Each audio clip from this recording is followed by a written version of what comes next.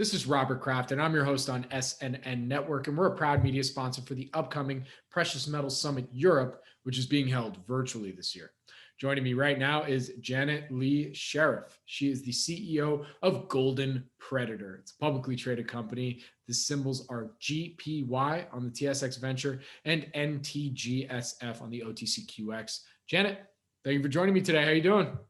I'm well, Robert, and I'm going to give you the official German greeting in the mining sector, Glückauf. Glukov to you as well. And as always, it's great having you on. So we actually did an interview together a few months ago that we published on August 18th, 2020. So I'd love to get an update. What are some of the corporate highlights for Golden Predator in the last few months here? Yeah, it was great. I was thinking August seems so close, but we've actually had a great amount of progress since then. We were anticipating our updated mineral resource estimate when we last spoke. That has now been released.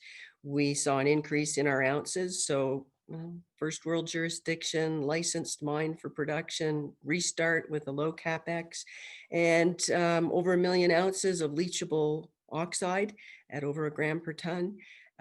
We've been busy. From that mineral resource estimate, there was a recommendation that we go back in and do some additional infill drilling. We managed successfully to combine 4 out of 5 pits into one at Brewery Creek up in Canada's Yukon. And our infill drilling is to bring in that last pit, which all of this is going into the feasibility study that's underway.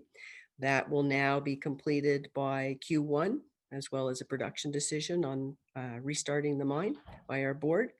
And it wasn't expected that we were going to go into this additional drilling, but when it was recommended, made sense, increases the economics of the project. We also decided to do some exploration drilling in the southern part of the project. Saw a zone called Classic Lone Star as our most prospective target. So the crew has finished up the infill drilling in the licensed area and moving to Classic and Lone Star today. So we're pretty happy. So would you say that these corporate highlights and what's happened since we last did our interview, I mean, is this really in line with the plan that you had for the company thus far in 2020? I mean, look, when we make plans in January 2020, we didn't expect everything that was going to be happening, but I guess within reason, have we been hitting on the plans that you've been looking to set forth? Yeah, we were delayed in starting our drilling, but we started late and accomplished what we've wanted to accomplish so far. And we still have some great targets that we're exploring. Everything will be done by the end of October.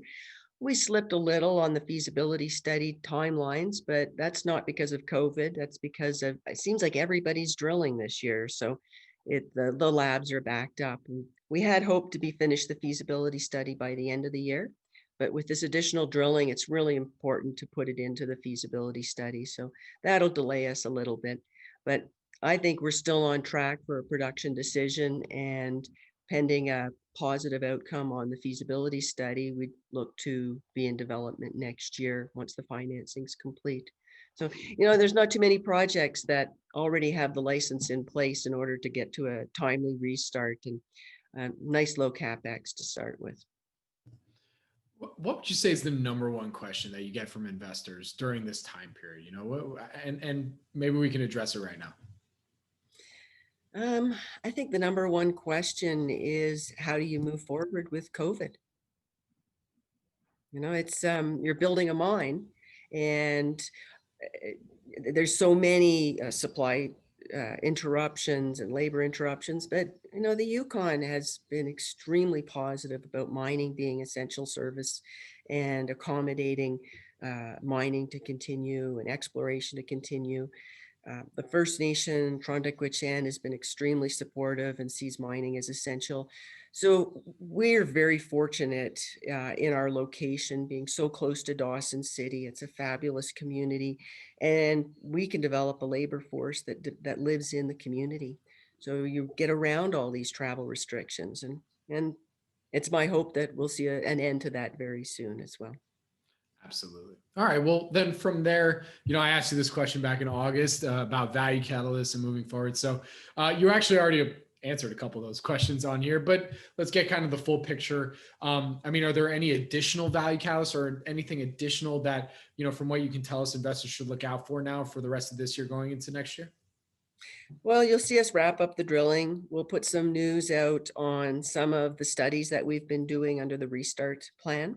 We did a number of tests last year on the heap for compression, column leach tests. So those will be coming out. The infill drilling will be coming out, but I think people are going to be looking forward to seeing what's going on at Classic and Lone Star because it's a huge new target that we're excited about. And then as we move to the feasibility study. So we're sort of balancing that exciting time when you're in planning phases in order to get going with a little bit of exploration there to kind of sweeten the pot a little. So Janet, with that, where can our audience go and find everything they need to know about Golden Predator? goldenpredator.com, website there, info@goldenpredator.com if you want to email. We're also on social media, and I think there's an archaic phone still in the office. Very good. Well, Janet, thank you so much for joining me today. I really do appreciate it. Good luck, stay safe, and I look forward to our next update. Thanks, Robert. You enjoy Zurich. Oh, I will. Auf Wiedersehen. Is that what you said? Auf Wiedersehen. Auf Wiedersehen. Auf Wiedersehen. There we go. Well, again, my name is Robert Kraft, and I'm your host on SNN Network, and we are a proud media sponsor for the upcoming Precious Metals Summit Europe, which is being held virtually this year. Janet will be there giving a presentation on Golden Predator. Thank you all for watching. Thank you.